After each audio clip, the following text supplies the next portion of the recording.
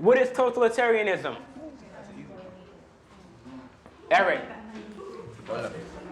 Is when the government controls everything, and two countries who could practice totalitarianism was Germany and Italy. Exactly. What caused the Opium War? Janae. When I forgot who tried to imperialize China. Who was it? Who was imperializing China? People. No, Great Britain. And what were they trying to sell to them or trade to them? All right, wait. Yeah, it was a very habit-forming drug. They wanted to ship the opium into China. I was thinking of Escobar, one of them. All right, what are two methods used to control imperialized countries? One method is, well, look at these hands. I use it, whoa, I'm loving this. Johnny. Okay, bye. I always raise my hand, mister. Arlene, give me one. Direct rule. What is direct rule, Arlene? The only dreams I used to have involved dropping out of school and finding other means of making money. Over time, my dreams changed. Everything that happens in your life affects where you end up. How you got to the place you are now and how you became the person you are is the end result of the choices you make, opportunities presented, and the actions of others around you. If any one of these potential moments of transition is removed, you'd be telling a different story. Narrated.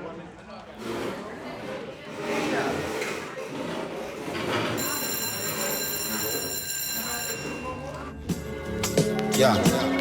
Said I'm not gonna say you, y'all, I'm gonna say we. Sometimes I sit and think about it, yo, how numb could we be? How could it go so far, how'd it get so funky? That we could walk a mile in footsteps of a porch monkey. That we could break a barrier without one key. Then turn around and try to imitate a mob flunky. Not together, y'all. And most of us have forgotten those at the top don't want nothing to do with those at the bottom. And that's bad when you put a price tag on. We didn't live in this one? It was that one? I thought it was this one. The next one. Because we started out, we was on Ashboro together, and then we came over here, and then we went from here to right there, right? We had to hustle up some money. Right, that's how it was. We just had to set it all up. Hold the dollars. Got too many problems in the world to kill the scholars. Said I'm so numb. I really couldn't care in the end that I'm so dumb. But we've been doing a documentary for since I was in damn 10th, 11th grade in high school, man. What? Yeah, we've been doing this for years, basically, about first it was just living in the Bronx, and then it was like, you know what I'm saying, how you get, like, who you are and how you get there. Makes me ask myself the question, yo, how numb could we be? We're all descendant of the people that they chose to make slaves nowadays. They pay my people money not to make waves. This is the hood we ran from, I guess. So we ran from here. Lord have mercy. How many hopes have we killed by doing nothing? Everybody else moved. Everybody else moved. Or worse, that a rapper laying your life on the top. I listen to the radio and yo, that ain't I it. still get respect out here because of my brother. One hit knockout, something like that. Knockout, that's right. At the time Charlie went down there and shot the whole store up down there, the police actually stood up in court and said the boy's lying. Charlie ain't shoot him, Shaquan did. When Charlie did shoot him, Charlie told the truth. They said the boy was scared of our family, so he's saying Charlie shot him. What difference do it make what brother shot you? You still messing with our family. Come on. At the age of 14, I could only see my two older brothers by arranging prison visits. My family survived off of drugs and guns. Drugs were picked up in New York and sold down south, and guns were picked up down south and sold in New York. We were rolling stones, moving around to make ends meet. I was going to school in High Point, North Carolina.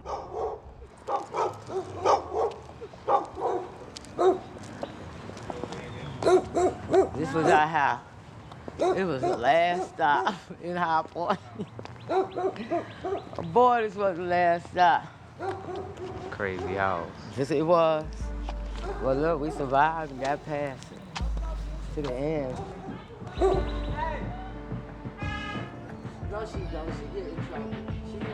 At 15, I had a son. I skipped school and sold drugs to pay for baby stuff. With my two brothers in prison, I became the oldest child in the house. I had to become a man, but I didn't know how to. I used to have heroin addicts come see me. He'd pick up something and give it to him. You remember that? You sold my heroin addict? I remember that. 4 dime bags. I told her cocaine. the wrong thing, but then the other time. Yeah. But then And charge $40 a bag. yeah, I made the money off of it though. I remember that I gave her the cocaine. Yeah, I gave her coke. I remember that. All the time you took all the dope to school in your pocket. Yeah, I remember that too. I used to take the weed and go to the school and sell it to the white boys in front of the school. Yeah, you was stealing it because we wasn't giving the it to weed you. and taking it to the white boys and Because selling I it always at told school. nobody to give my kids no drugs. I sell mine. Watch your dope. step, I Trini. make the money and they sit down and. He was stealing it from you. Yeah, he was stealing it from us. This little sugar, my little big brother. My little big brother. He learned everything from me, Yeah. and then I had to He had stop. to change. He had to I change. had to stop. I had to They keep it didn't going. want to see me then. Tell them they didn't want to see me then. I keep telling my students, they be like, oh no, I say, why you don't be dressing blah? I say, you don't want to see me then. Oh, apartment, that's what I say. I You can close live anywhere because you close your See all the bullet holes. They look like they had a 22. Yeah, that look like a 22. That door. That's the window. Nah, that was the window, because that's the window I fell out of. Don't go up in there. You don't want to go in there, Mac. Somebody was in there last night, probably. This was our room right here. They still got the ceiling right. They still got the sprinkles up there. I remember Milton was partying all night long, throwing them things up in the air. Yeah. They had the gun in my face right here. I remember we was coming out the room. All I did, I saw you run right past me real fast. I went and flushed You my came dope. running right past me. I went and flushed my dope. One night, our house was raided by the police. My mother was arrested and taken to jail. She thought she would lose us to social services. All her charges were dropped, and she decided that it was time for a change. Only way to do this was to leave our lives here and start fresh somewhere else. So in February 1998, we went back to the Bronx, my birthplace.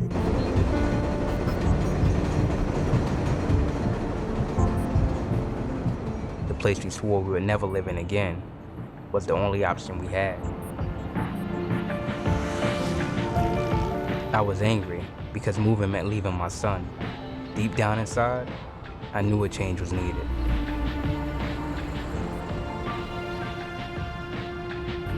The move to New York was a major turning point. It was where I became something different, something I wasn't meant to be. How many people know somebody personally really well, like a family member or a close friend who's in a gang? Know somebody personally, really close, whatever, who is in a gang? As the camera creeps around, maybe you want to vote. Okay, good, good. We're getting a little perspective here. Okay, when we're trying to understand gangs and when we're trying to understand why guys are making and women are making these decisions to get into gangs, the main thing we need to look at is the individual. You guys, how many people agree with that? You need strength from other people in order to survive. So it is the individual. I would go with the environment first because sometimes, like they say, some place geography, you understand why certain things are done there. If you know somebody's environment, you might understand why certain things are done there. Change wasn't easy, especially with the streets calling your name. Drugs, gangs, guns. But I knew I couldn't live like that anymore. We had to live in a shelter for 7 months when we first got back to the Bronx. We went from money, power, and respect to being nobodies on welfare. They controlled every aspect of our lives. We had a curfew. We had to follow their rules. It was the lowest of the low.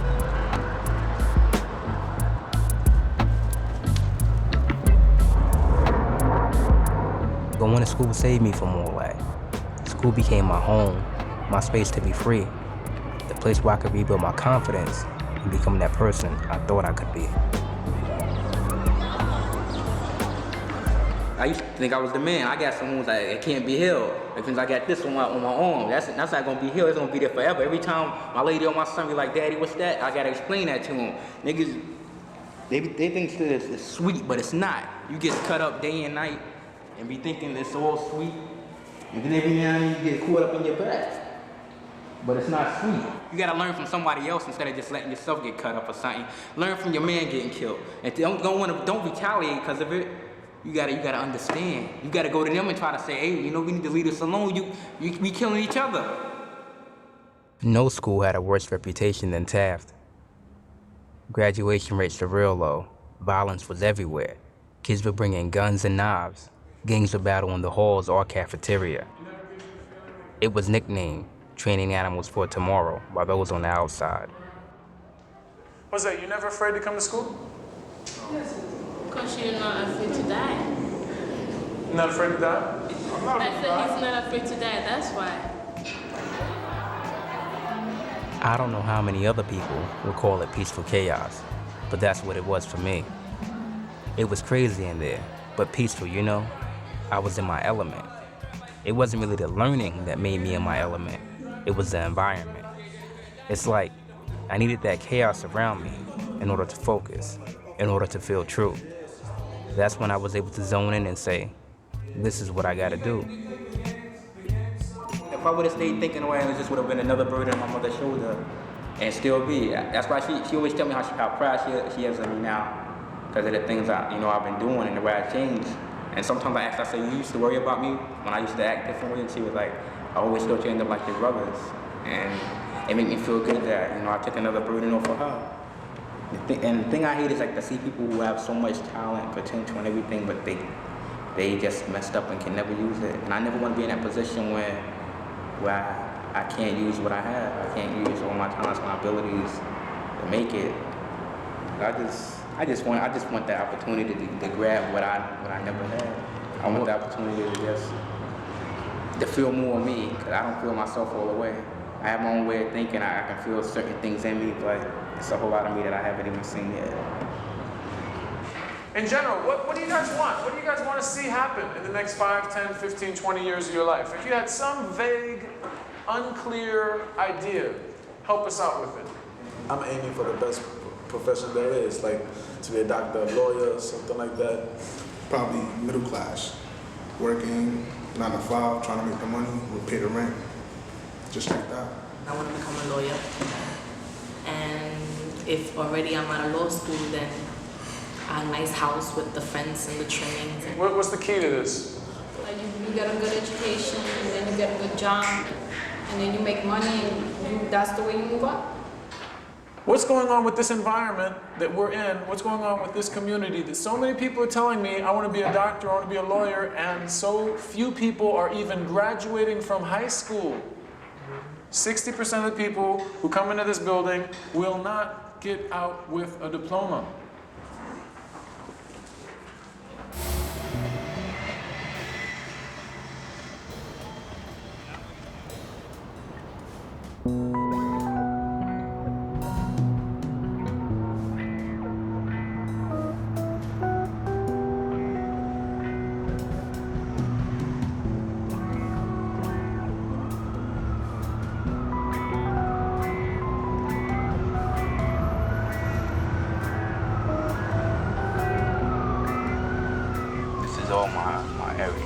I just used to walk these blocks sometimes thinking, wishing that I could, I can change something, or I can make something happen better for, not just for me, but for, a lot, for the neighbor, for the community, for people in general.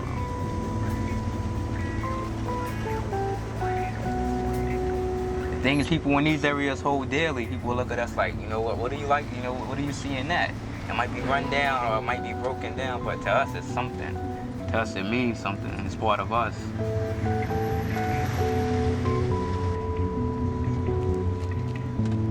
But this is us.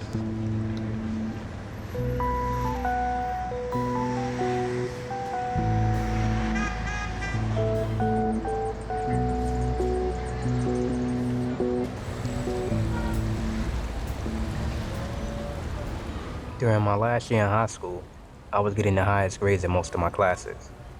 A teacher told me that I could go to college, maybe even an Ivy League school. Before then, my goal was just to graduate.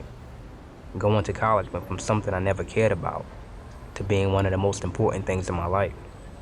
it became a new reality for me. Preparing my college applications was stressful. I had to be real disciplined. This meant working on essays while most other students were still asleep.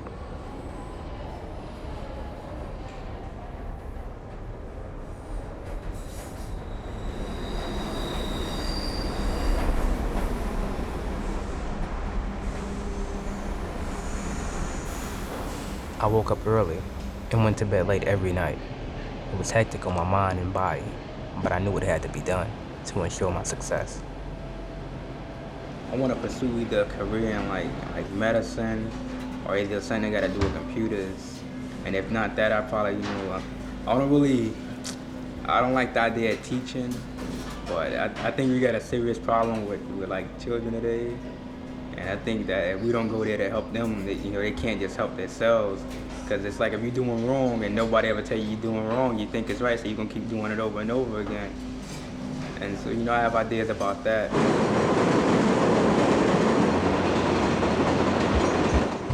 African night, in the darkest of the night, in the darkest of the night, in the darkest of the night.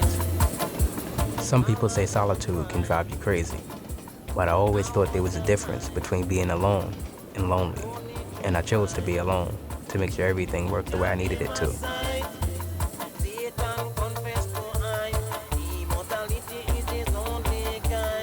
My room was my sanctuary.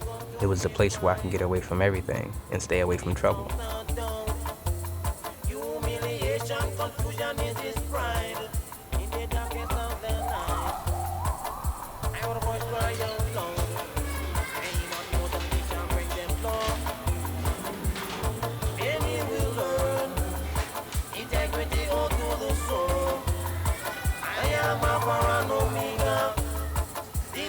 This here's a picture of me get my pimple on. That was before the prom. I don't go anywhere, and I don't go anywhere without shining. So I had to get something that I knew was going to attract people. It attracted people. There's a picture of me working to death at 5 o'clock in the morning, trying to get some college applications out. This one right here was going to Haverford. And there's other ones on the desk and things. And this is the advisor, Mr. Weiss, who helped me do a lot of things. And I can say, without his help, a lot of things that have gotten done wouldn't have gotten done. Apart from my family, the only other person I spent any real time with was my girlfriend, Regina. I met her in school. We shared a special bond. We both were forced to leave a child behind. And we both had to figure out how to become a part of their lives. At the time, the most contact I had with my son was a phone call. Shahim, he's 3 years old now. A lot of motivation comes through him. This is also my son. He's celebrating Christmas, which I don't really condone, but it's all right, so.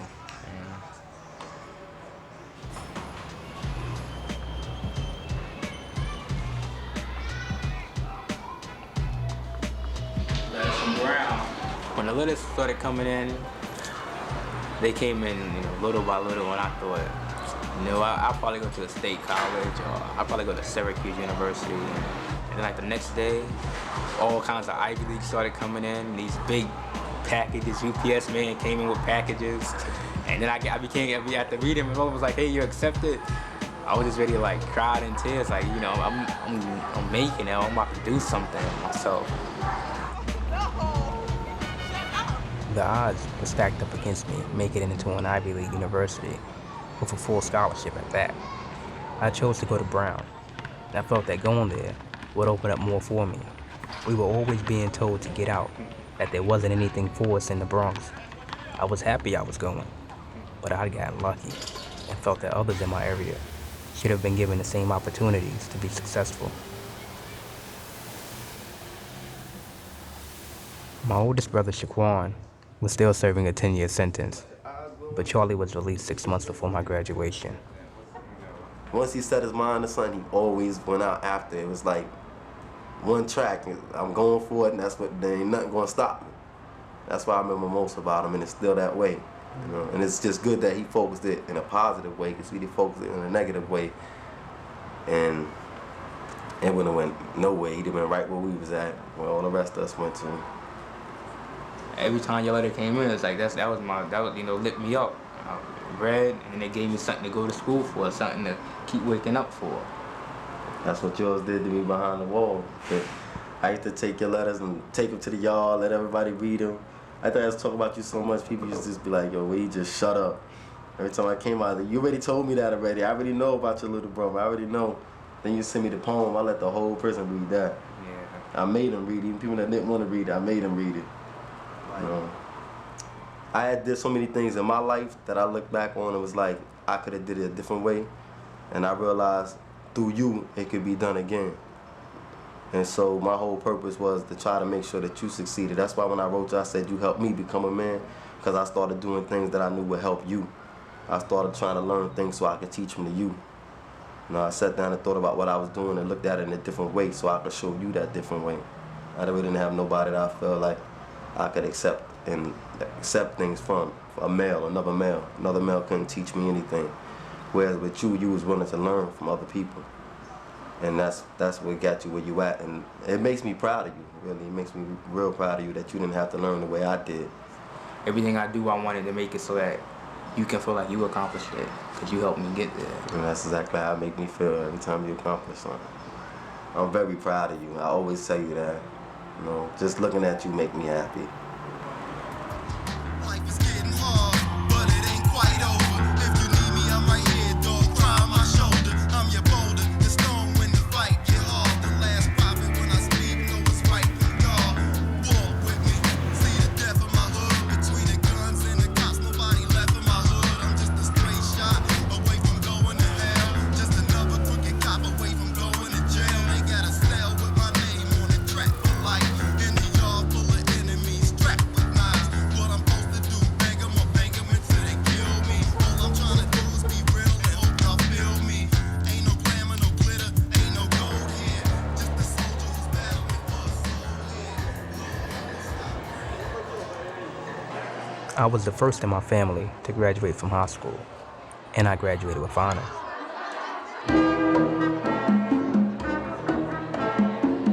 The diploma I received wasn't just for me. It was for my family, my friends, and the 200 other kids in my senior class who didn't graduate.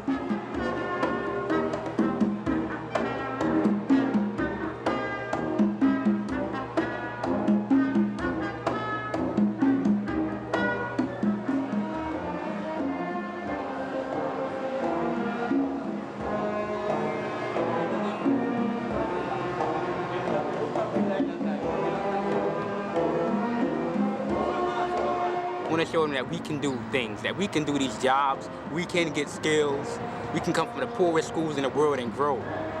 I want everyone in my neighborhood and where I live at in this zip code area that go to my school to know that we are somebody, you know, that we are people. We're not animals, we're not monkeys, we're not what they think we are. We are civilized, we just happen to, it's just these conditions that happen to make us uncivilized, and we're going to show them. I got faith. You know.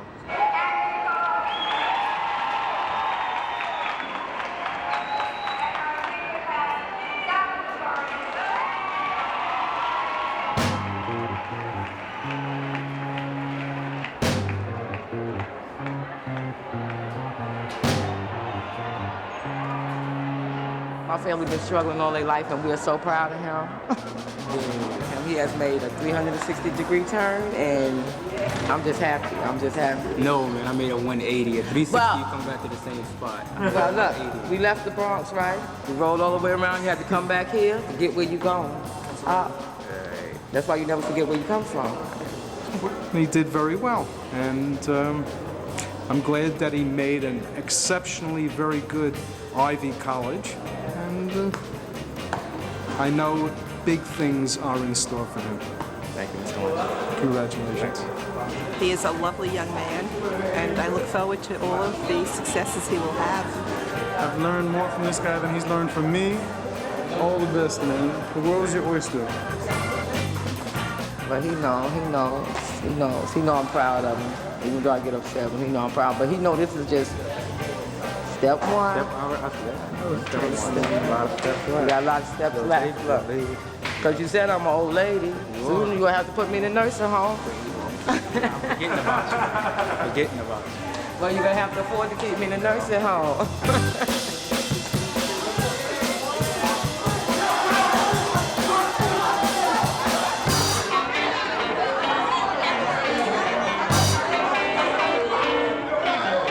Hopefully college will be great though. Hopefully it'll be great. Hopefully I'll go there, I'll mix and mingle, meet different cultures, you know, learn a couple new languages. You know, I might even dance a little rock music or something, you know? You know, I don't know.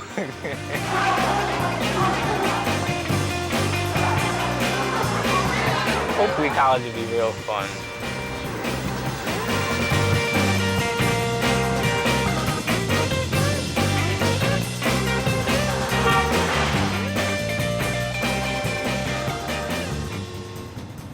I'm not gonna suffer all my life.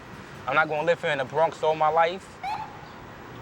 I'm just not gonna deal with this. So I'm not gonna walk, you know, all my life and, you know, walk around people and say, let me back up a little bit because this guy might have a little pocket knife or something that might want to mess up my face. So all my life I'm not gonna be here.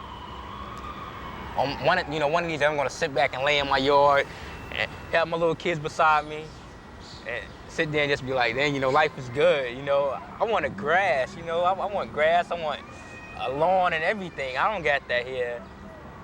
And I want to go through college and everything to make sure I get the best of it. Money doesn't solve all your problems, I know that. But I know that in America, to get this respect that I want and to survive here, because America is all about money, I'm going to college. I'm going through college. I'm gonna be educated, and I'm gonna get me some type of job to help me survive.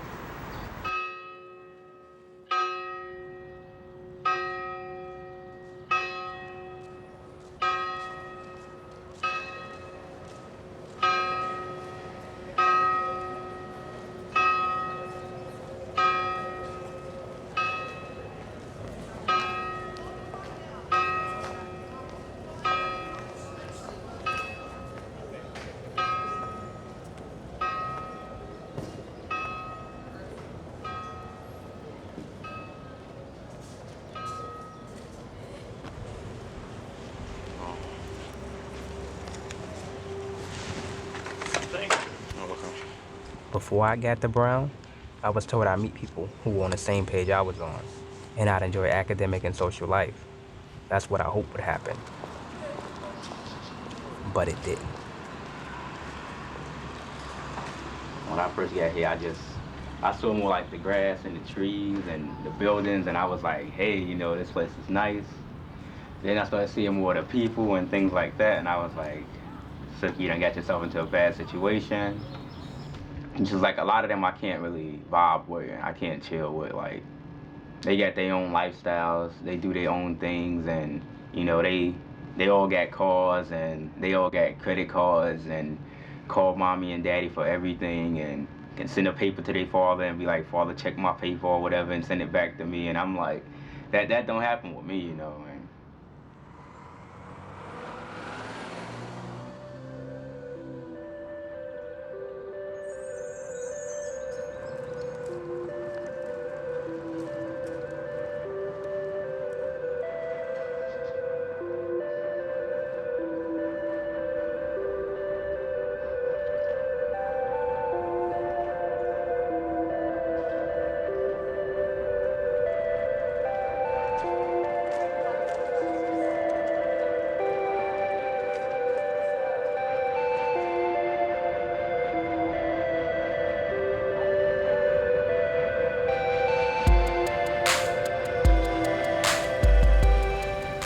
Yeah, man.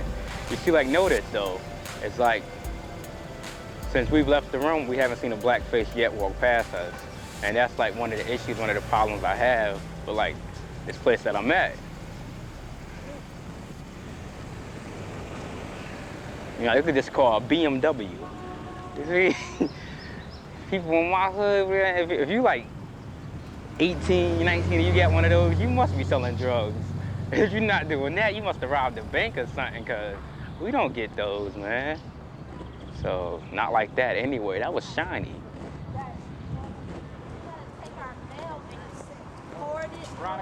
Since I've been here or whatever, I really had like 2 friends, you know, 2 real friends. One of them was a guy named Karen, and the other one's a girl named Brandy. We really clicked a lot and hang out together and help each other out and whatever. No, hell not. That's what I'm saying. I came from like a predominantly black Hispanic school. Coming here was like a big change. I didn't really talk to a lot of people when I first got here. So like, it was good when I found Danny because like, he was the only person who like I kind of related to over here. Like we came up from pretty much like similar, well not really similar, but like close backgrounds. And like, I guess you could say like poverty was like what like brought us together, I guess. Like, look, can I do the spin? Can I do the spin? Yeah, you got it right. She really jumped. Yeah, she jumped. Yes, yeah, right. So you got to like, you got it right.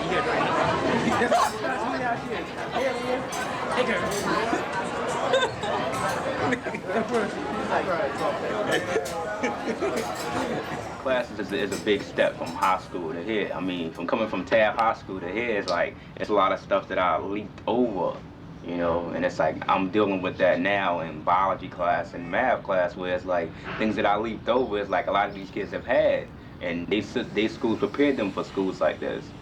And it's like, I'm struggling, you know, and it's like an everyday struggle with me, ongoing. You know, like the school caters to them. It's not really like an intro class that you could take to help you prepare for the intro class. Like the intro chemistry class is not really an intro chemistry class, you know. And the intro biology class last semester wasn't an intro class. You know, I could have gone to a state school, had like 4.50, and you know, been just fine. But you know, I'm trying to take this initiative upon myself. That could have been me. You know, all of us, we could have gone to easy schools and been at the top of our classes. Oh, like the SUNY Binghamton. Me too. Right, SUNY Binghamton in Syracuse. I had built up a lot of confidence by refocusing my life and doing well in high school. All this fell apart at Brown. I didn't have faith in myself. I wondered, what was I doing there?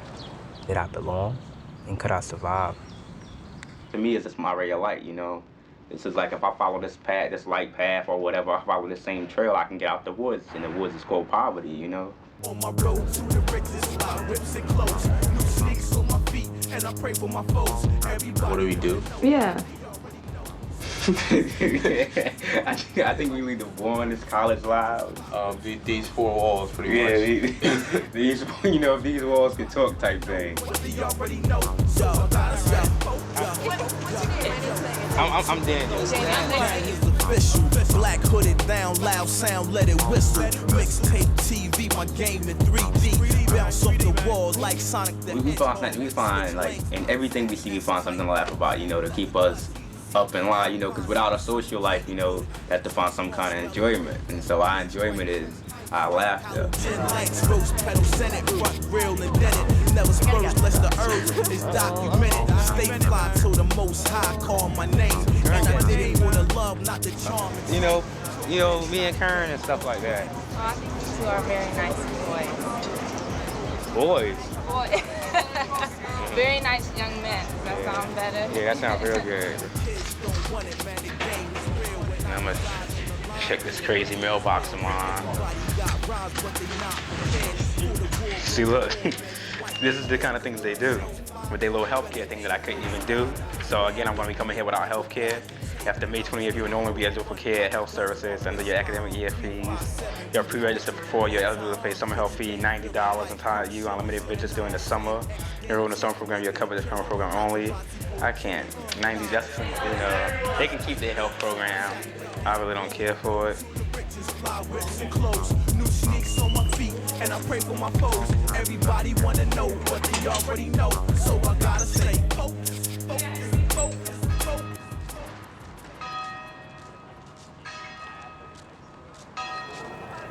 When the difficulties of Brown weighed down on me, I thought I would use the black community as my support system, but they were nothing like the community I was a part of at home. Many of them were from middle-class neighborhoods. We disagreed on most things. We had different values and opinions on what it means to be black. I always felt like they were going to Brown to discover their blackness through African American history class. Being outside of the black community was the biggest challenge I faced at Brown. They come from like families who worked their way up through the system, families who value the capitalist economy, you know, and families who are very into like they're very democratic and like, you know, whereas the type of culture that I come from and what I think is like, I don't want to be part of your system, you know.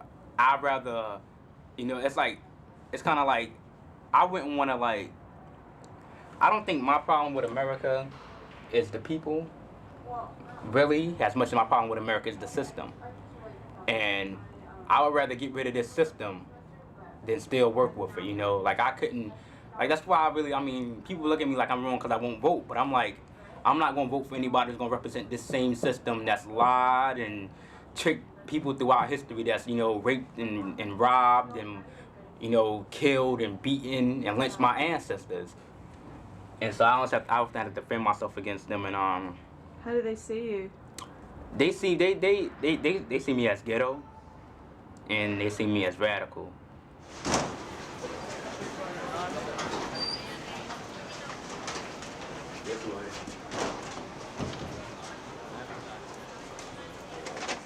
That's how much money we get.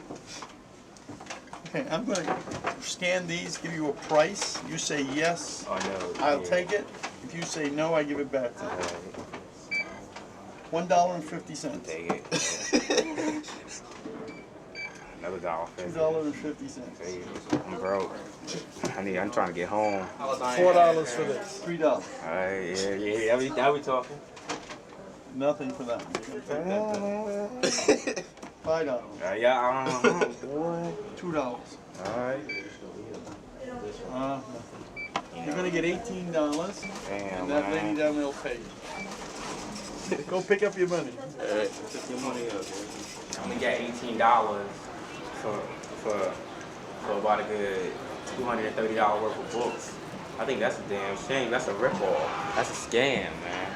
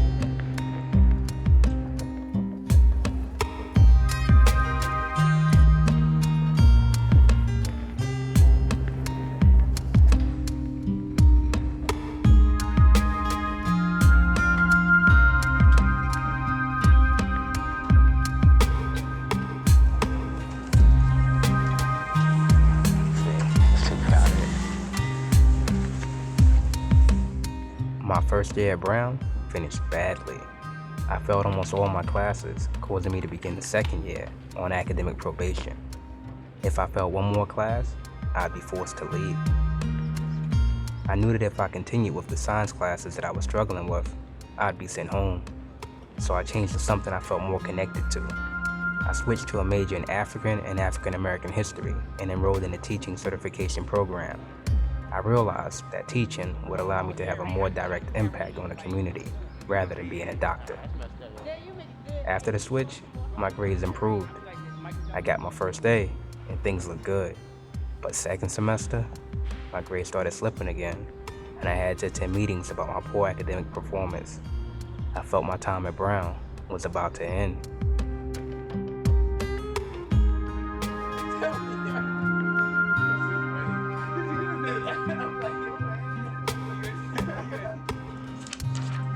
Race inequality in American cities since 1945. Civ 19. Let me check that out. Might have just found that. I got 3 required courses. Well, for my FM major, I only got 1. But for my what's that thing called? My UTEP program for the education certificate, I got 2. But if I had another FM, that'd be the end of all my FM stuff. Yeah, like I can say an idea or say something in class. Even in my FM classes, we'll be talking about something and I'll say my piece on it and everybody be like, yo, Daniel, what you talking about? Then somebody will say the same thing I said and like use that sophisticated language and everybody understand what they talking about. I'd be like, yeah, that's a good thing. And I'd be pissed off. I'd be mad, right? I'd be like, yo, ain't that what I just said? And I don't really like that too much. Like when that happened, I forget about the class. Like I just turn my head and just wait for the next class to come or wait to end because that like when that happened, that's the end of my day at school for me. Like basically, like I just closed my book.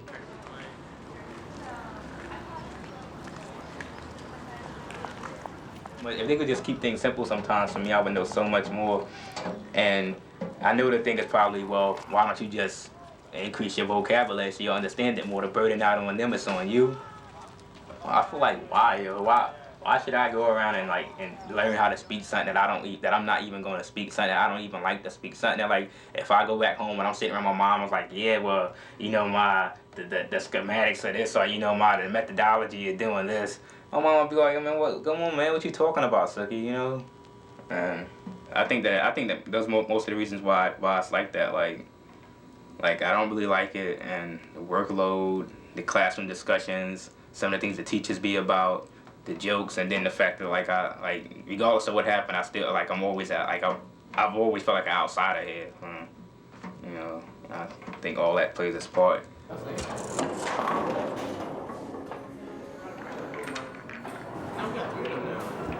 What ball we missing? What number? We missing 2 balls, man. What's wrong with you?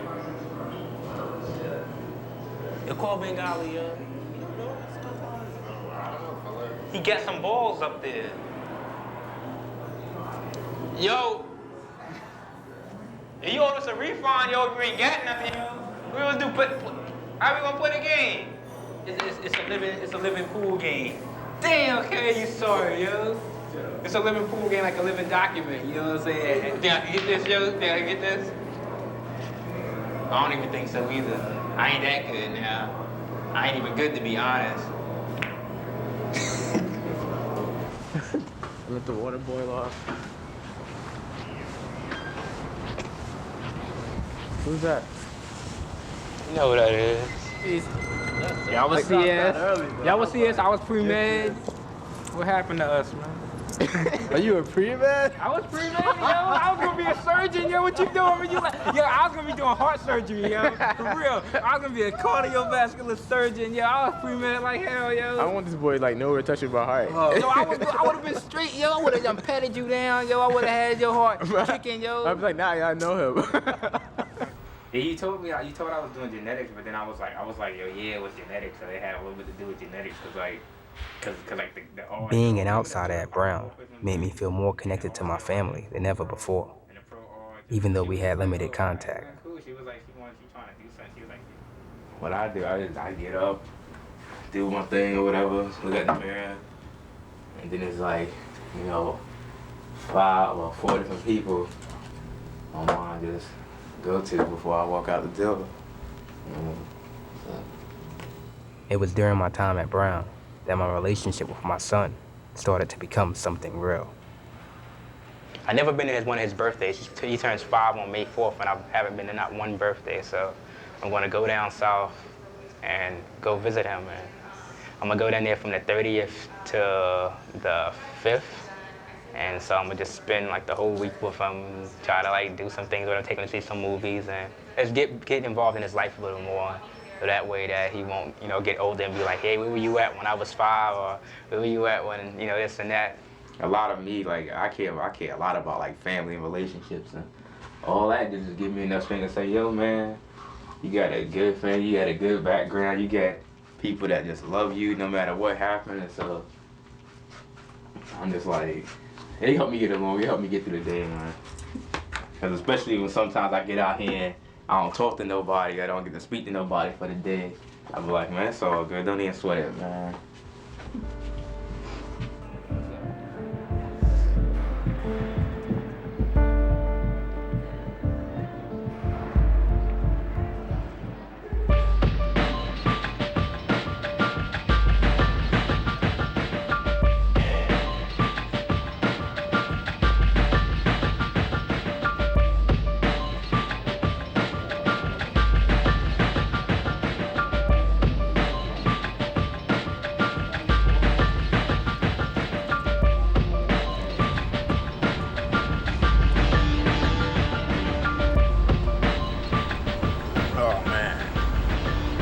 Yeah, peach flavor. I was looking for raspberry.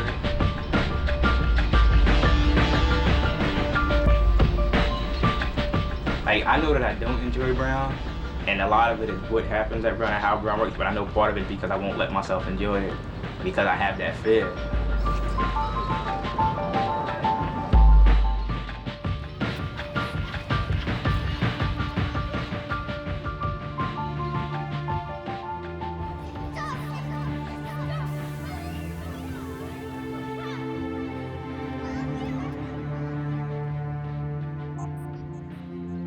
I just don't want to, like when I said I was afraid to change, I just don't want to go home and be a brown student. You know, I want to go home and be who I was when I left home, and take whatever I learned here and use it to make who I was, you know, to make who I was stronger, but not to change who I was. So I don't let myself enjoy brown. I don't. I hold back a lot. Like a lot. I don't let myself go to parties. I don't let myself go to a lot of events. Like people invite me places I won't go. It's a lot. I hold back a lot.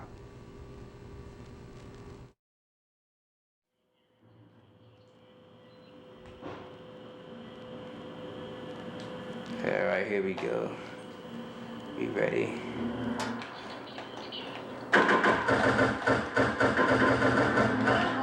Bravo, cover the area. Team, fire at will.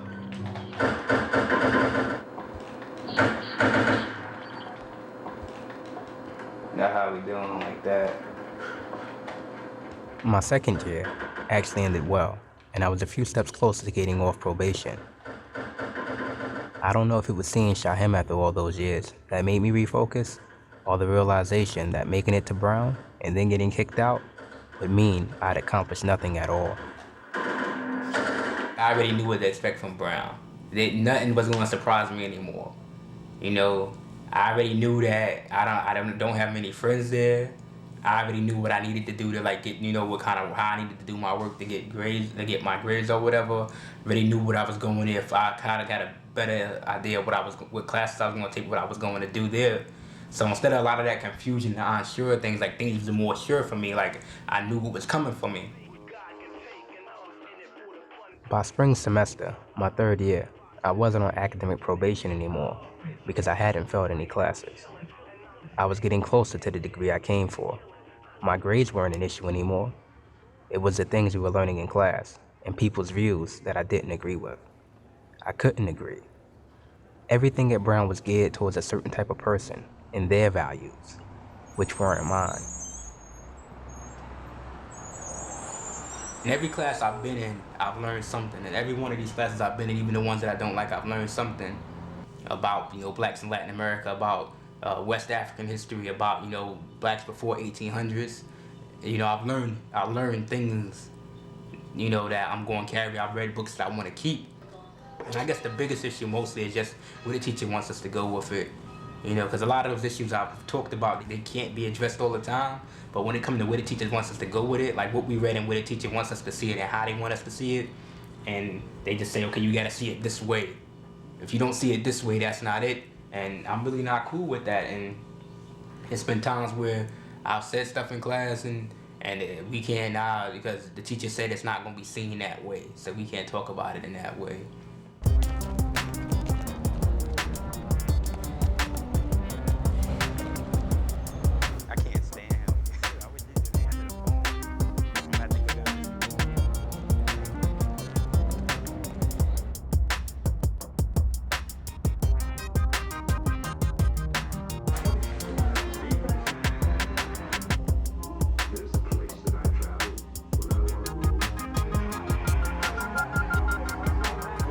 That's all. I just sit here and watch sports, turn back and forth between sports and stuff. Oh!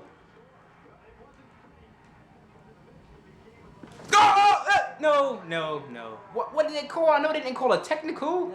Oh, nah, he didn't never foul him. Oh. Yo! They don't want it. Has that made your day now? I'm good now. I'm good.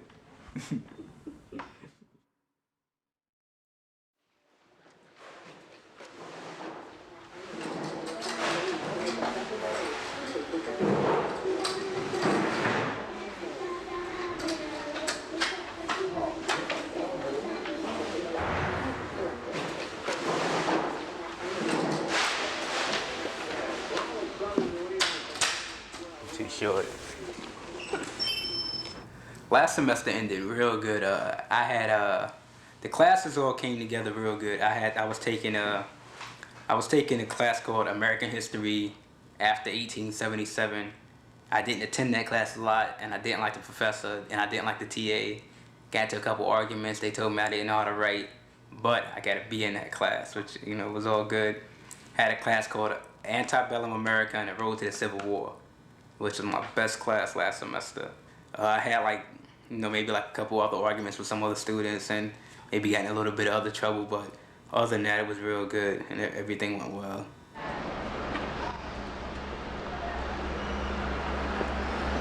Yeah, my sleepy mode.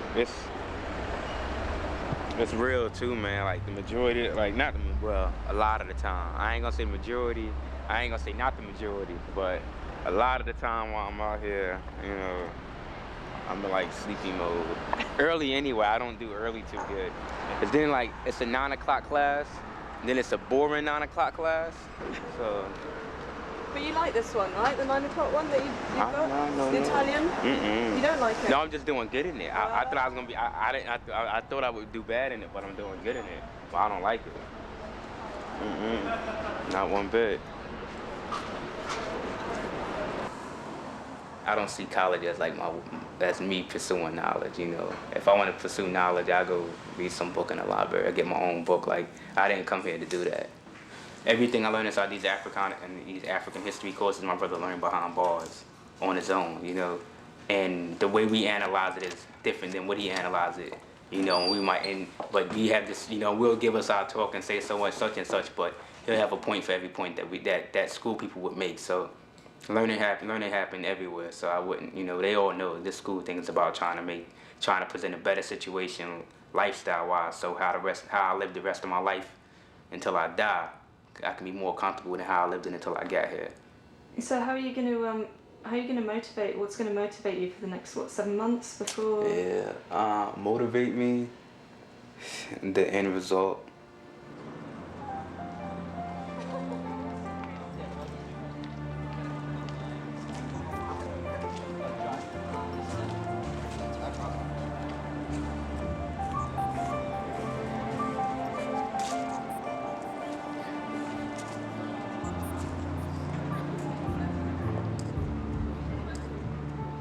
Biggest thing I feel like I learned here is about people and mostly about class.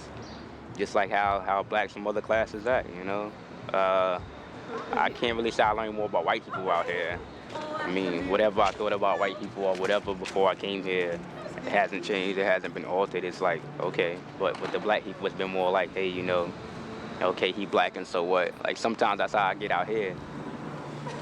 From the time I arrived at Brown, my relationship with the black community never got better. I had always thought I'd be able to connect with all black people, but over time, it became clear that my world and the middle class world the blacks at Brown were a part of would always be separate.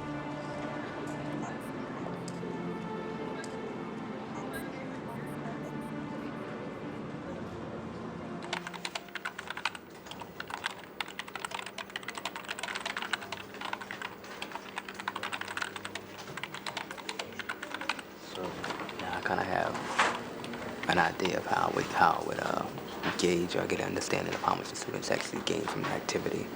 So that's what I'll be looking for, what I think that activity can show forth. That's what that section of it is about. To get my teaching certificate, I had to teach a high school class for 1 semester.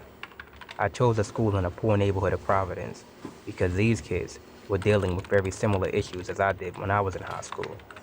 Having the courage to discuss my personal experiences allowed the students to connect with me and opened up many possibilities.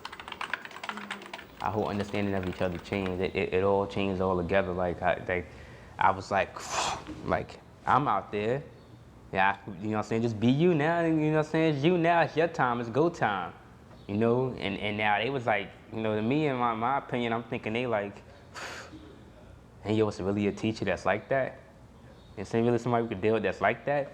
People was writing to me telling me, oh, it was good to see that that somebody could go through all these different things and actually succeed, For some of them that gave them hope. For some of them it gave them a chance to actually find a teacher who they could respect, who they felt would also respect them and value them.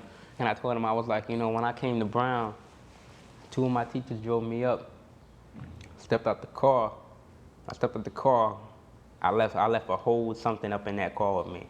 I left a whole part of me up in that car. And when they rode back to New York, that part of me just rode back with him and just jumped out somewhere in the Bronx somewhere. I don't know where. But he rode back with him. And the whole time I spent time trying to find that part of me when I was failing classes, when I cut my hair, when I, you know what I'm saying, go through this and that little argument here and there. And dealing with them has finally allowed me to find that part of me back. March, April, May, yeah, 2 months. 2 months, about 2 months away from graduation, y'all. 2 months away, 3 credits away. That's how we look at it.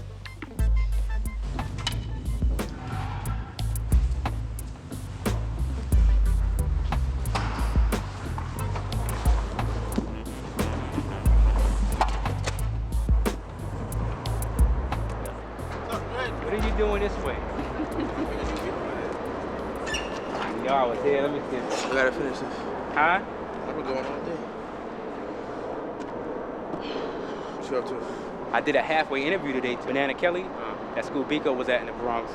They brought some students up here too, so I talked with the man, and the man was eyeballing me the whole time. He was like, when they heard, he say the guy that told him I was from Taft a little bit. He was talking, and he looked me in my eye, you know. I'm like, oh, he feeling me. He looked me in the eye again, and he kept doing it the whole meeting. And we talked, and I explained to them, you know, what kind of atmosphere I'm looking for, you know, what kind of students I'm trying to deal with, what I feel like we was lacking at Taft, and what I want to help out with, you know. So I want to get in contact with him some more, go down there and visit the school. I'm from the area, hit him up with a resume, and I'm from Brown. He went to Brown, and then they teach in the Bronx. I'm from there. I tell him, you know, so I'm telling him how I represent the kids in a way. I told him about my issue with Brown, you know. About what you're doing now? Yeah, tell him about what I'm doing now, why I chose that school for.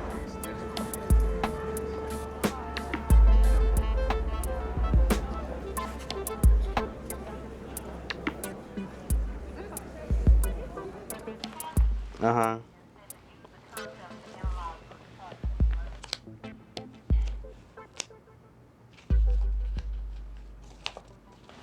You know, that's my lady right there.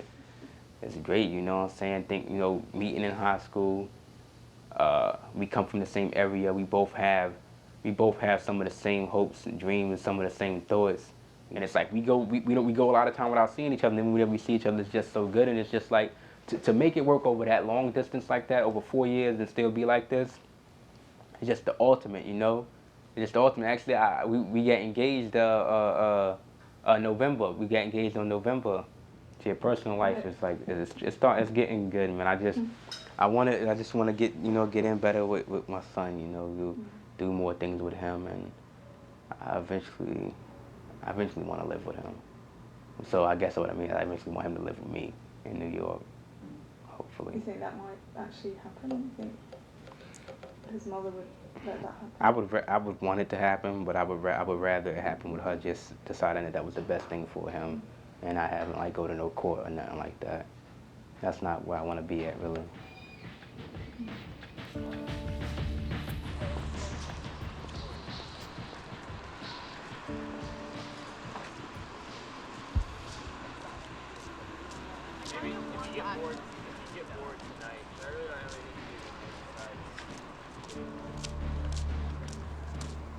What's the biggest thing that you think has changed in you since, I don't know, 4 years ago? The biggest thing is that I understand that college and school don't always mean what we say that it means sometimes. I also understand that there's also reasons why someone like me gets accepted to a school like this, maybe, you know. I feel like I have a better understanding of that. Am I just one of those stories that just happen just because they need one to happen to make everybody else feel better? Am I one of those things that has to happen because they need it to happen and make people think that, okay, America is making progress when really it isn't? And that's just the things I think. I would never go against what I've done, what I've accomplished, but I also know that I haven't done anything. I've done a lot, but In one sense, I haven't done it. Okay, you went to school, you went to Brown, you graduated, you whatever, you a teacher, you got a degree. What the hell, nigga? We still doing what we've been doing for forever. You still, you know what I'm saying, you still gonna get your dirty looks walking down the street. You still gonna get whatever. So tell me, what have you really done? And did it really change? But then going past that, can it really change? Can it ever change? Or are we fighting a hopeless battle here? Do we have to be somewhere else? Does the government here just have to change? And when I say have to change, not through voting, but like has to like just change, like forget the whole system, let's just start over. Would that have to happen? How would it have to work? And those are the kind of thoughts I've been just dealing with just on like, that's what happened. I've gotten here and I've been like, just sitting here because if this is one of the best places you can get coming from where I've come from, and we want these students to actually be able to come to, and if they get here and this is some of the things they're going to experience, what's really going on? You know that And the whole thing too is like, you always get to what you gotta escape. I realize that escaping is not the answer. The more you try to escape, the more you just take everything that's good, everything that could actually help people where we come from, away from there. The more we try to escape, we come here, we go to these schools, you know what I'm saying? And I can't, I escaped in a way. By coming to the school, I still go back home and I'm going to go back to teach, but I escaped in a way, you know what I'm saying? But we come here, we go to these schools, and then unlike me, or maybe when people might actually go back, they go somewhere else with it. They escape fully, they go away and don't never even come back. You know, what's that really doing? Saying there's nothing of value there. Saying it's basically saying that in order for me to achieve anything, I must get away from everybody else that's been like me. Is that really doing something? Is that really changing our world, or is that just saying that everybody else did? They just messed up and bad because they do that they damn self. And that's what I'm like thinking. That's the things I think, like, do black people really have a future in this country? Not even just like anybody that's not white in America. I really think that sometimes we really have a future. And right now my answer is no. Not saying I wouldn't work to make things as best as we could while we were here, or what we had to deal with, whatever. And that's what I've done with school and whatever, but I don't think we have a future here. Not the way it is now.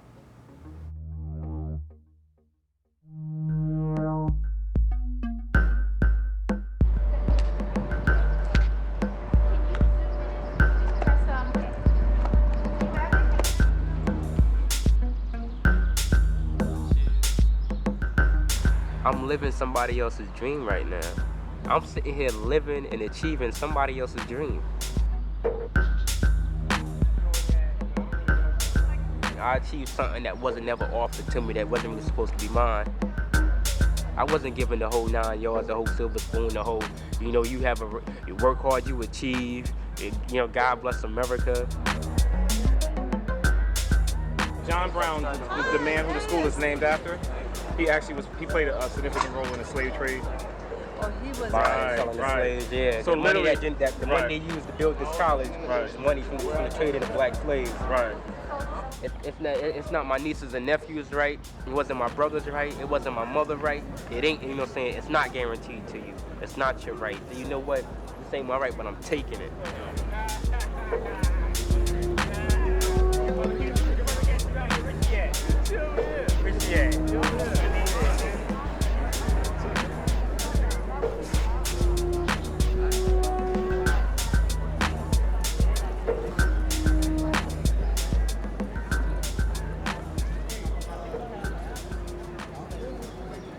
Against all odds, this trip was against all odds. My son graduated from high school was against all odds. But look, college, I'm sorry. But we're here. Our car first, payday. I worked 13 hours a day so I could afford this trip. Got my paycheck, it was wrong. Can't fix it, 2 more pay weeks. Went to get the car, couldn't get the car. Then, we get up here, we driving to New York, our car breaks down in the tunnel. Transmission hit the floor. Foghorns blowing, police come, push us out the building. We had to wait for the rental place to bring us another car, and it took us 13 more hours. Terrible, against all odds, but we're here. Against all odds. Come on for his graduation. Come on, man. Y'all ain't gonna help me. Y'all ain't gonna help me. The last time you did that, you made him go to sleep. I was so scared. Okay, out of all my kids, even though they grew up to be No, when they was younger, they were bad kids. They were always straight A students. I mean, y'all was whatever. He was misunderstood. Me too, then. You can't use my cop out. You cannot be misunderstood. Not liking school is not being misunderstood. This was the first college graduation my family had been to. It was the first time anyone from my family had been at Brown. And it was the only time that we had all been together since Shaquan came out of prison. Princess was in college and also wanted to teach. And Thomas was working towards graduating.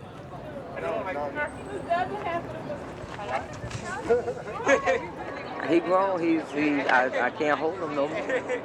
As long as he going in the right direction. He done beat all the odds out. He done beat all the odds. And I want him to continue beating them. I don't want him to stop right here and say, ooh, I made it. I want him to continue and continue and continue to beat the odds. To always be the best of what he can do and to share all his knowledge, to share it. Our accomplishments wait for us.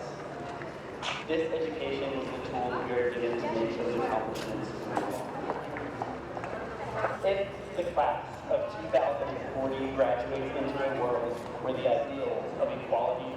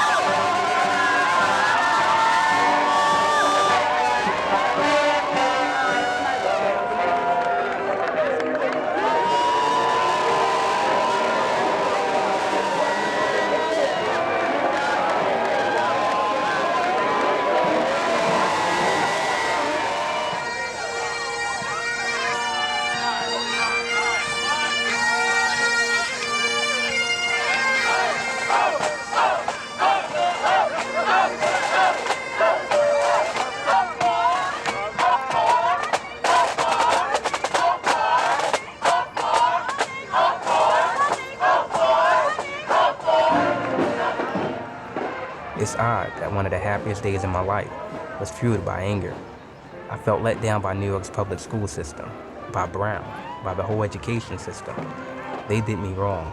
They didn't address me or give me a space to be represented.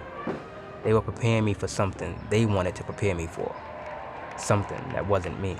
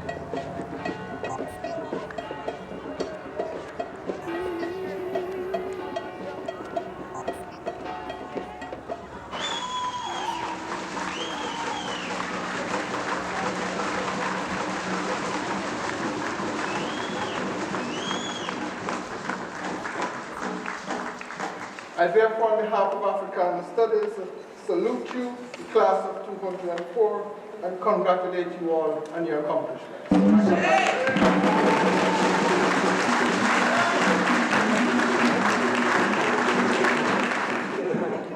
Become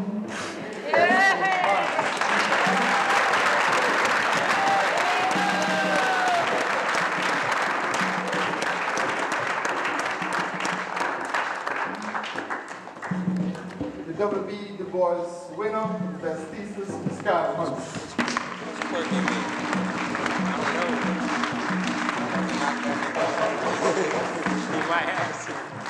say I got a family of 25. You take one of us out, and you feed us, you clothe us. You take us, you give us out. You get that. When you take that one person, feed them, clothe them, give them a house, give them a lot of money, whatever. That person did a lot, right? They achieved success and came and did whatever. But what about the other 24 people that never got that chance? What about them? So you sit there and ask yourself, you stand here and you talking about, like, yeah, yo, I'm so happy, yeah, whatever, whatever, and then you look back and say, damn, why was it me? And one, not taking away from your experience, but why was it me? And why could it only have just been one? Why can't everybody else have this?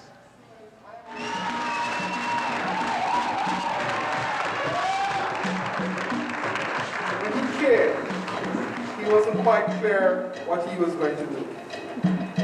And I've watched him, quite frankly, grow from a mature teenager to an extraordinary mature adult who's going to teach in our public schools.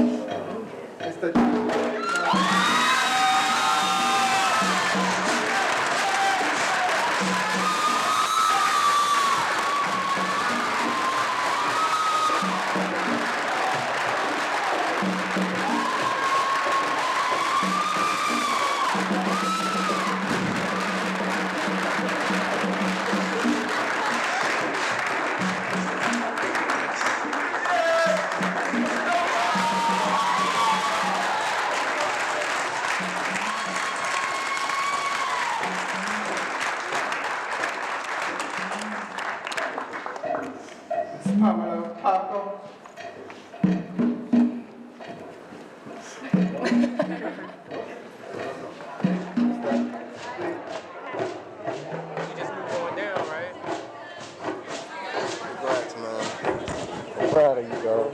You know that, right?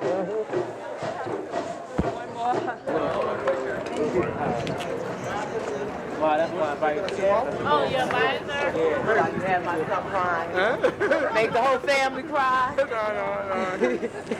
No.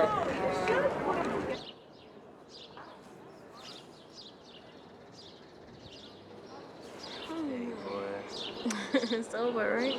Yeah, man, I could sleep for a long time, man. I really don't want to sit in that car like that, yeah. You're gonna be fine.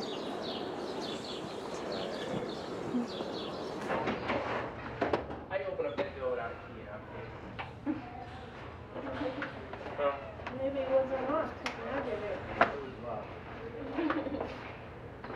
I get some screws in there, right?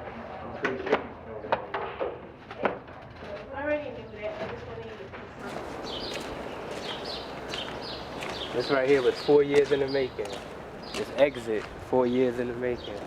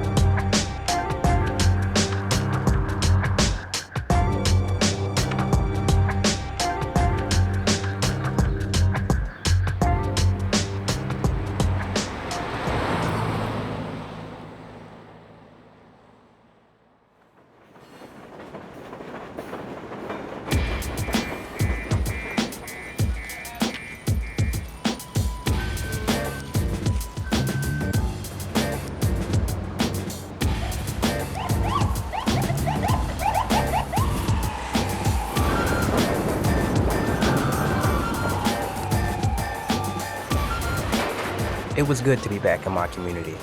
It hadn't changed much, and I didn't feel different. Only difference was that I had a piece of paper that validated me, my ability, and my intelligence for certain people. I didn't feel different at all. It felt like, all right, you're home now. I was glad that I didn't go back criticizing my neighborhood. I wouldn't have been able to live with myself.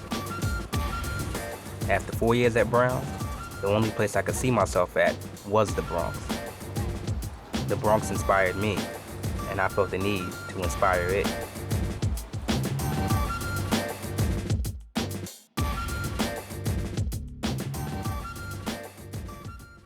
Let's compare this to European imperialism, feudalism real quick. The emperor in Europe would have been known as what title?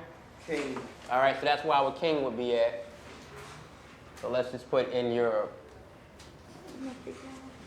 In a feudal society, everybody has a rank responsibility, but we said that it was a way of organizing people. It was a social and economic system, right? And it was based on land, military power, and loyalties. I would turn over land to you in exchange for what? Why would I give somebody land? Wait, Mr. Spade. I know. Oh my, oh. Protection, yeah, protection.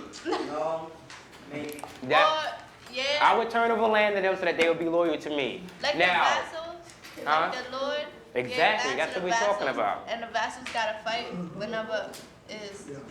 But I'm about to say something about holding 10. I got a teaching job in the South Bronx almost as soon as I got back. It was a school where the principal and vice principal were ex-staff teachers. Mister, if you would have went, what would you be?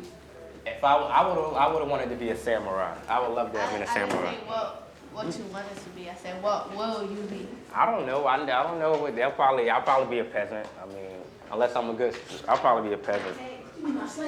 My teaching experience at Brown had told me that's what I should do. And it was where I thought I could be the most use to my community. It wasn't my dream to become a teacher, but it became something I felt strongly about. I never had a teacher in high school that looked like me, who'd been through what I went through, who was from the ghetto, and I felt like that was a problem. All right? Now let's finish off with our free write, all right? And everybody should be able to do a free write because it's just you, all right? Go ahead, we'll start off with you, Matthew. Stand up, man up. Yo, stand up, man up. If you want to be a real man. Be louder, Matthew. Jonathan, be respectful. Just how you. Just say how you. Matthew, we want to hear you, but you got to be louder for us, Matthew.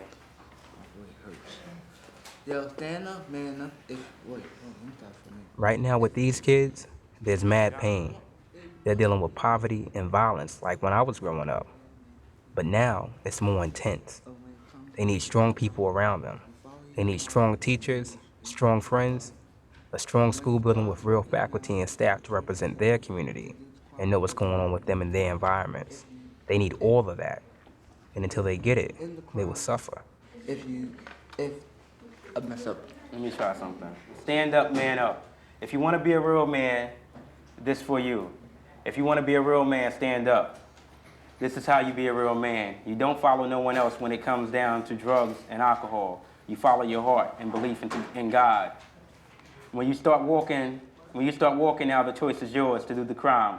But if you do the crime, you have to do the time. If you do the crime, it's on your dime. Something like that? Yeah. You gotta read the confidence, Matthew. Anybody else for your free write? Sabrina. Today is a great day. My bad days most of the time when I get no sleep. Because after school, I go hang out with my mother and see if she's okay. Then from there, from Soundview Projects, I go all the way to Co-op City and I work in Toys R Us. I work from 6 o'clock to 1 in the morning. I'll be there in a couple of days. My son's birthday coming up. I work there and then from 1 in the morning, I take an hour and 32-minute ride from there back to my house. And that I get home 3 o'clock. And then from 3, then I wake up 5 to get ready for school. So I absolutely had no sleep. What's crazy is some other students who are doing some of the same things, and people they get up, and it's like, if you don't do it, you're not gonna survive, If you don't do it, ain't gonna be no house to go to. If you don't do it, it might not be food to eat. So it's like, what's your priority? Like, a lot of times people say, and even I say that our kids get, they got wrong priorities, they get their priorities mixed up. But for some students, your priority, you can't really spend the time to just put it in right at the school. You got so many other things that you have to do that the school, you can come here and do what you got to do. But when, if you're going home and there ain't no home to go to, you kind of stop caring about school sometimes. You kind of just like trying to find a way to make it through. What were the results of the Crusades? Give me one. What? It ended feudalism, that's one. You cheated. What group were you? What group were y'all? Two. They can do that. Concentrate, Sabrina. Concentrate. Concentrate. Concentrate. Don't worry about them.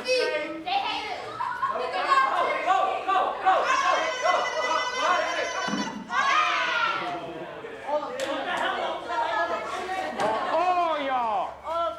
I kind of feel like there's this idea that kids from certain backgrounds can't do certain kind of things, or they can't learn certain kinds of things, so they go to school, and all throughout school they being, you got teachers, I guess, not even challenging them. So I think ultimately, I think the biggest thing is just the low standards and low expectations. I think first of all it started with the schools. I think right now it's still with the schools, but I think that the schools have like negatively impacted certain types of kids with these things. That it's one thing when somebody don't believe you can do something, but once you start believing the same thing, then it's like it's worse. It's 10 times worse. And those low standards and expectations, that's what's killing us. It's killing the schools, it's killing the kids, and until that stops, it's gonna keep going. Run! No! Oh my God! Go, run, keep running, keep running, keep running. Come behind me, come behind me. Go! One in, keep running, keep running, keep running. Run, Janae, run! Go, keep going, girl. Come back, yeah. Go, check your men, check your men. Marsha, get on him. Keep going, keep going. Turn around, turn around. Get out there, hurry up, hurry up, hurry up. Oh! It's by accident for real too, Janae. He didn't even mean it. It was a real accident. It was a real accident. I saw him. Oh, that hurt. From middle school, they used to really talk me down. Like I wasn't gonna make it. I wasn't gonna do this. I was not gonna be the person that I wanted to be. But as I got to high school, getting my grades, and meeting Nante, I felt I still have a journey. I still have a journey, but I'm where what I want to be at. Each one of us have different problems at home. Deep down inside, you want to tell that teacher, but you're not going to tell that teacher. But you can take Nante to the side and be like, this is my situation. Why wouldn't you tell the other teachers? Because you can't trust so many people. Nante is one of the few teachers in this whole school that you can trust. Let's say your man start crying around you. Man start crying? What you gonna do? No, I don't want no, even though real men cry, like. Hold up. Go ahead, say what you want. Let me hear. No, I don't want nobody to be. But he can't. If he can express his feelings to me, I'm gonna listen. But it's gonna be a time where I'm not gonna want to always listen. Like I'm not your psychiatrist. So you want to be hardcore? Basically. All right. I'm saying though, you cry, right? Guy. You cried before, right? Yeah, people cry. It depends on the reason though. All right. Huh? I don't. Girls don't. You don't cry. Over a boy? No, not over a boy. Let's not talk about that. I cry. Yo! Mahi, what boy I cried over? Oh, no. All right. I cried over Raphael when? I did not cry. At the end of the day, somebody got to be on the bottom of the system. Somebody got to. And I mean, look around. I mean, it's, you're already at the, you're already there. They're already there. And that's just how it is, I feel like the same things is going on. And I feel like a majority of people, just like when I graduated, a lot of kids I feel like they wasn't being given the opportunities that I was. A lot of kids now ain't being given certain opportunities, and that's what it's all, for me, that's what it's based on. It's based on those opportunities. You gotta put yourself in position for them. At the same time, they gotta be there. It can't bring peace because he's killing all those people.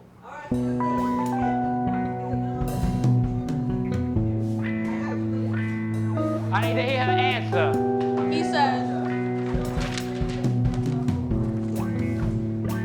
I don't know.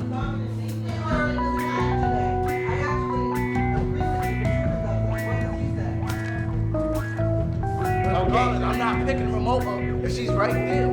Okay, 1, 2, and then we wrapping it up. We gotta go into this lesson now. Tell me who I got to. When I graduate, I either want to be a lawyer because I like arguing, a lawyer, and probably journalism because I really, really like to write. As you see, I'm not the type of person who would want to be a veterinarian. That's what I want to be when I grow up. And I'm big and I'm tall, so basketball player would be, really in the best interest. But Mr. Nante was like, if you want to get what you need to do and be in this future, you don't need to do it with your body, you can do it with your brains. And with that advice, I took it from him.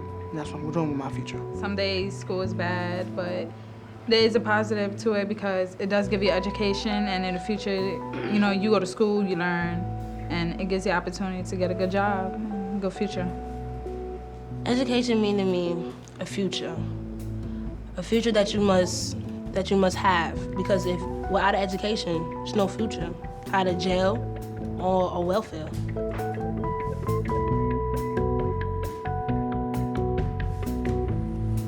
right, I'm gonna have to strap him on under my coat. I'm gonna take this coat off like that. All right, so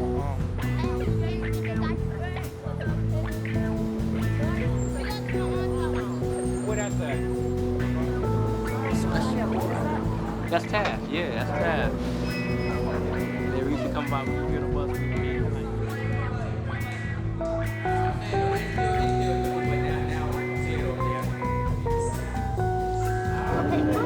I do after school on Monday. Only day. Sunday?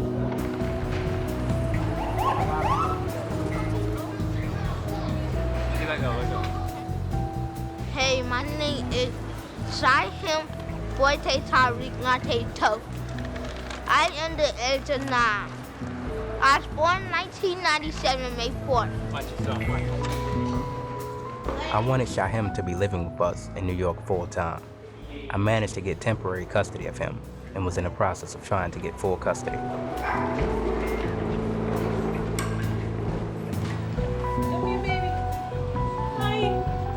Regina and I had a baby in July 2006. I was able to do all the things with Adande that I wasn't able to do with Shahim when he was a baby. Regina's daughter Emma was also now with us. He gaining weight, he growing. What you think you doing? How you gonna outgrow me too? Look at him, he 9. Look at this, he 9. He 9. He taller than some of my students. My name is Adande, and I'm the toughest, roughest baby in the world. None of my family were in New York anymore.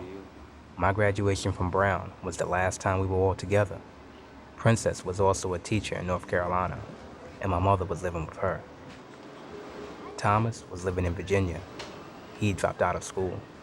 Shaquan was about to be released from prison for the 3rd time, and Charlie had just gone back to jail. I didn't like us being divided up. Family and community are very important to me, and not having these is like not having life. Having Shahim, Emma, Adande, and Regina makes everything bearable. They fill me with joy and help me stay focused.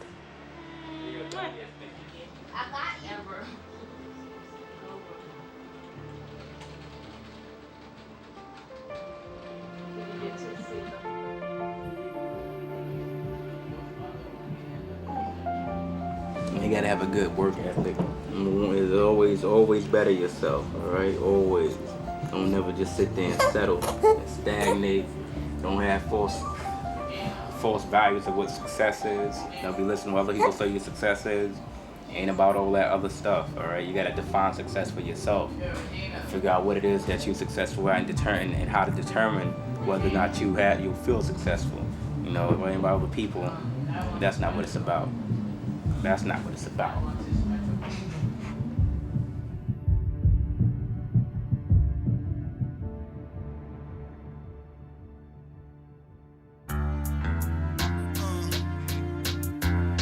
Put this down for my people struggling.